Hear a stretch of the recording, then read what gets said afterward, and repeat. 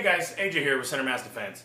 Today I'm here with Drew Walker of Walker Defense, and you may have seen a new muzzle brake we've been showing in a few of our Instagram videos. It's the Nero 556. So what can you tell us about this new product?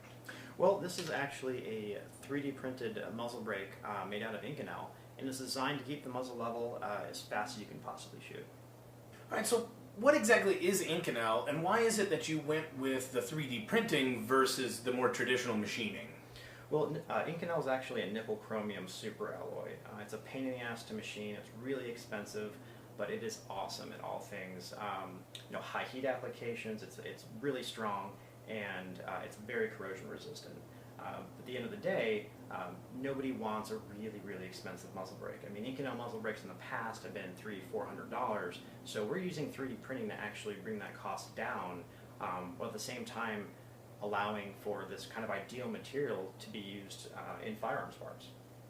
And where else are we seeing this, like, in everyday applications? So aside from aerospace, which you'll see a lot with, when it comes to jet engines, SpaceX actually 3D prints their rocket engines out of Inconel. You also have in our own industry, you have a lot of Inconel blast baffles and suppressors, and Daniel Defense actually 3D prints their DD wave suppressor out of Inconel. Alright, so I gotta be honest.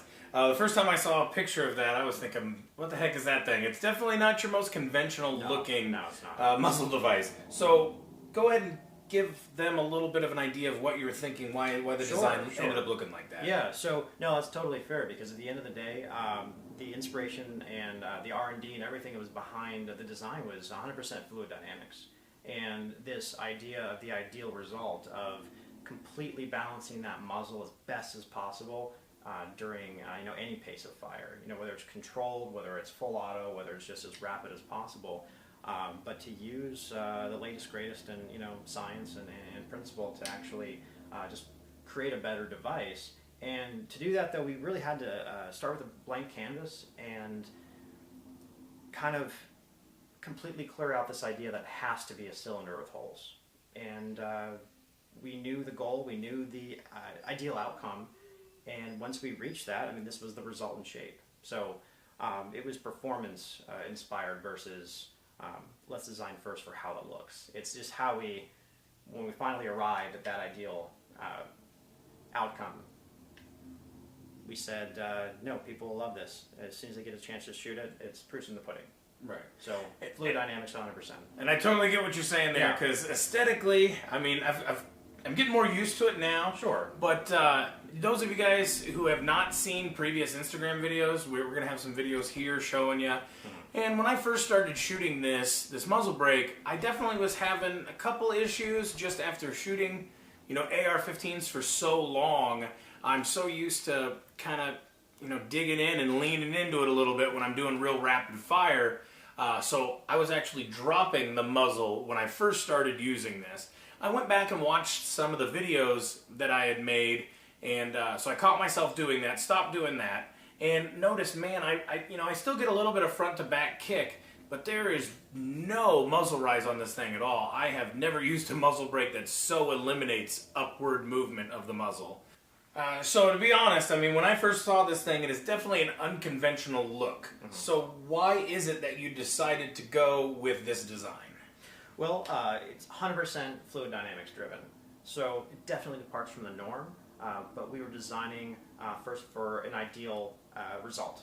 So performance first, hands down, and that ideal result was to balance the muzzle as perfectly as possible during any pace of fire. So whether it's rapid, whether it's full auto, we want that muzzle to be as still as possible, especially no muzzle climb. And so aesthetically, like I said, it's definitely not conventional, but I actually just got a POF Warhog, and I thought to myself, that actually will look really good on that gun. So once I'm done testing the POF, I will be throwing a Nero 556 on that as well. And you'll have noticed through my videos, which progressed from the very first time we shot it to, more like the 6th or 7th trip that we took out with it. And in the very beginning, because I've been shooting ARs for so many years and thousands of rounds, I'm used to real rapid fire, leaning into that thing a little bit. So in the very beginning, I was dropping the muzzle a bit because there's no muzzle kick to fight against. So I have never seen a muzzle device that is able to keep that muzzle so still. Now you can see here in this video, I mean there's a little bit of side to side movement, that's me, but you can tell that the muzzle is not rising at all.